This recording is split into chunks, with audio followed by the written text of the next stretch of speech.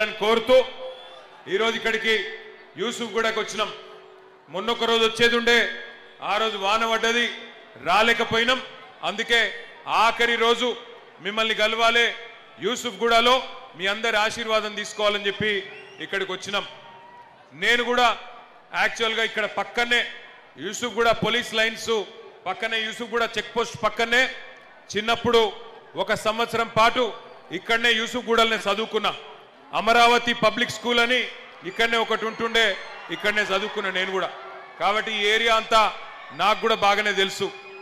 ఇక్కడ వచ్చిన మా అన్నదమ్ములను, ఆడబిడ్డలను నేను ఒకటే అడుగుతా ఉన్నా, సరిగ్గా 30 రోజుల నుంచి, సరిగ్గా 30-40 రోజుల నుంచి మీకు ప్రతిరోజు బీఆర్ఎస్ వాళ్ళు మీ ఇంటికి వస్తున్నారు, కాంగ్రెస్ పార్టీ వాళ్ళు మీ ఇంటికి వస్తున్నారు, ఓటు వేయమని చెప్పి అడుగుతా ఉన్నారు. గౌరవనీయులు పెద్ది సుదర్శన్ రెడ్డి గారు, రసమై బాలకృష్ణన్ గారు, ఇంకా మిగతా సోదరులు, స్థానిక corporator, okay okay okay okay okay okay okay relax relax, both MLA Anil Jadhav గారు, ఓకే రిలాక్స్ రిలాక్స్, ఆగురా భయ్. అట్లాగే సోదరుడు రాజ్ కుమార్ గారు, రాజ్ కుమార్ పటేల్ గారు, మా తమ్ముడు పీజేఆర్ వారసుడు, మాజీ శాసనసభ్యుడు మన సోదరుడు విష్ణువర్ధన్ రెడ్డి గారు, అందరు కూడా ఇక్కడ ఉన్నారు. వారందరికీ నమస్కారం.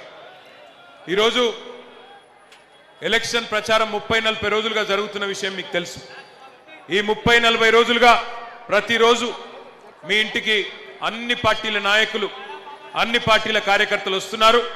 మీకు మాకే ఓటేయండి అని చెప్పి దండం పెట్టి అడుగుతా ఉన్నారు. నేను మీకు దండం పెట్టి ఒకటే చెప్తున్నా, ఎల్లుండి మీరు ఓట్లకు రోజు, ఓటు వేసేందుకు పోయే రోజు, ఆ రోజు మీరందరూ చెప్పిన మాటలు ఒక్కసారి గుర్తు తెచ్చుకోండి.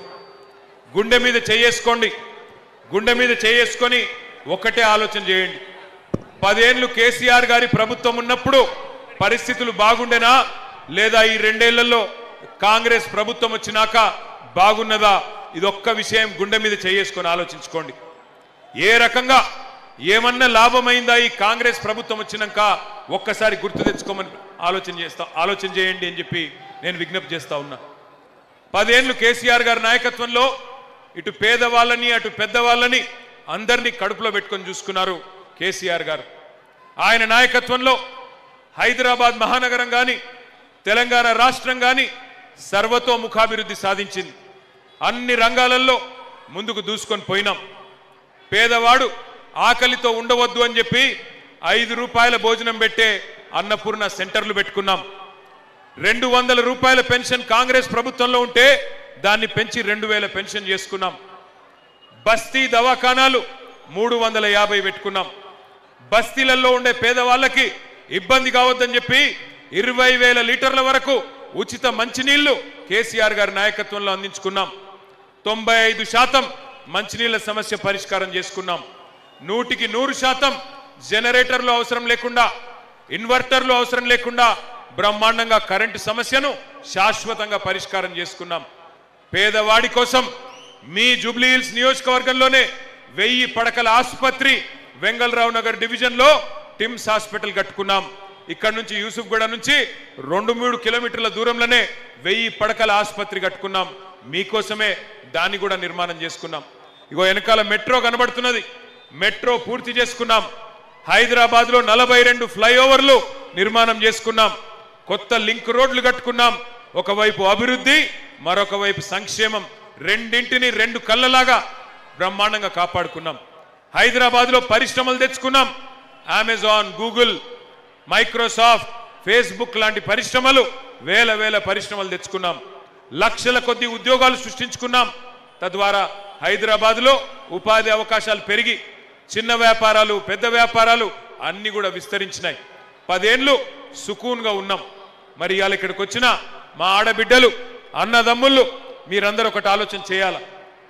ఎప్పుడైనా సరే కొన్ని డబ్బులు కూడబెడితే ఏ మనిషి అయినా ఏం ఆలోచిస్తాడు? నా కుటుంబానికి, నా పిల్లలకి ఏం కావద్దు, దబ్బన నాకేమన్నా అయినా, నాకేమన్నా ఇబ్బంది వచ్చినా నా పిల్లలకు, నా కుటుంబానికి ఏం కావద్దని చెప్పి ఆలోచన చేసి 20 లక్షలుంటే 20 లక్షలు, 30 లక్షలుంటే 30 లక్షలు ఒక ప్లాటో, ఫ్లాటో కొని పెడతాడు. మరొక్కసారి ఇక్కడికి వచ్చిన ఆడబిడ్డలు, అన్నదమ్ములు ఆలోచన చేయాలి. ఆ రోజు కేసీఆర్ గారు ఉన్నప్పుడు భూముల ధర ఎట్లుండే ఇవాళ కాంగ్రెస్ ప్రభుత్వం వచ్చినాక ఎట్లయింది? మీ కండ్ల ముంగట్నే మీరు సంపాదించుకున్న, మీరు పెట్టుబడి పెట్టిన మీ ఆస్తి హారతి కర్పూరం లాగా కాంగ్రెస్ ప్రభుత్వం వచ్చినాక కరిగిపోతున్నదా లేదా ఆలోచన చేయండి. ఇవాళ ఇంకొక మాట కూడా నేను అడుగుతా ఉన్నా ఇక్కడికి వచ్చిన మా ఆడబిడ్డల్ని. ఇక్కడ పోటీ చేస్తున్న కాంగ్రెస్ అభ్యర్థి అంటుండట నేను లోకలోని అంటుండట. నేను అడుగుతున్నా మా ఆడబిడ్డల్ని, అన్నదమ్ముల్ని, లోకలు నాన్ లోకల్ కాదు ఇక్కడ పంచాయతీ. ఇక్కడ మీరు ఆలోచించవలసింది ఒకటే ఒక్కటి, ఎన్ని అబద్ధాలు చెప్పి ఆ కాంగ్రెస్ పార్టీ అధికారంలోకి వచ్చిందో ఒక్కసారి గుర్తు తెచ్చుకోండి. ఎన్ని గ్యారంటీలు అని చెప్పిండ్రు, ఎంతమందికి ఎన్ని హామీలు ఇచ్చిండ్రు ఒక్కసారి గుర్తు తెచ్చుకోండి.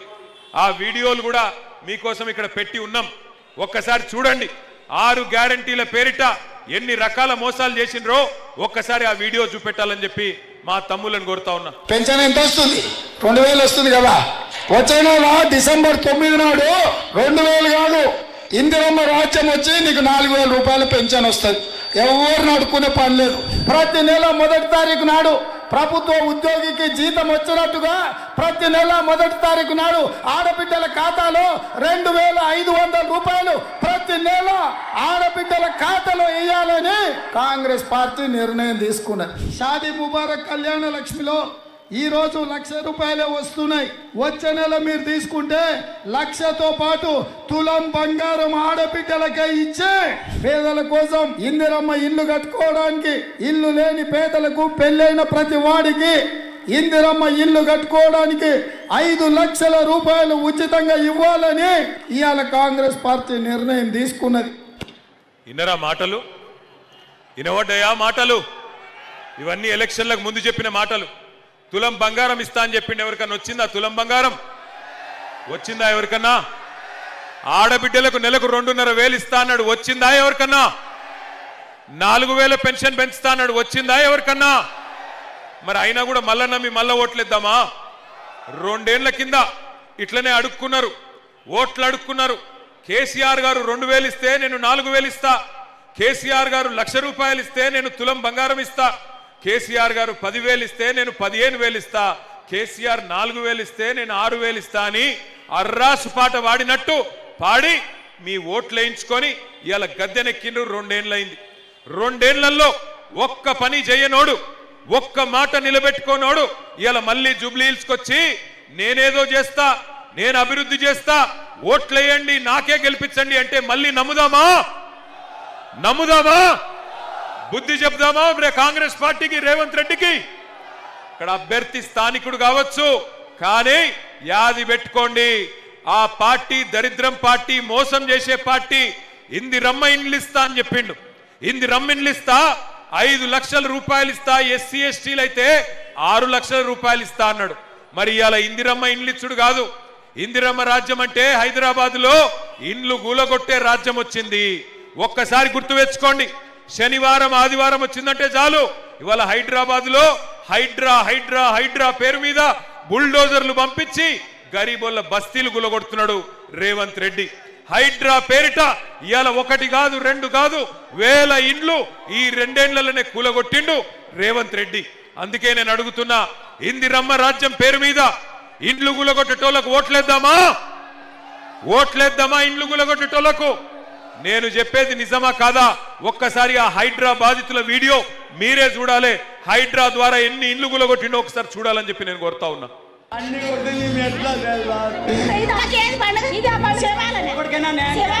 పండుగ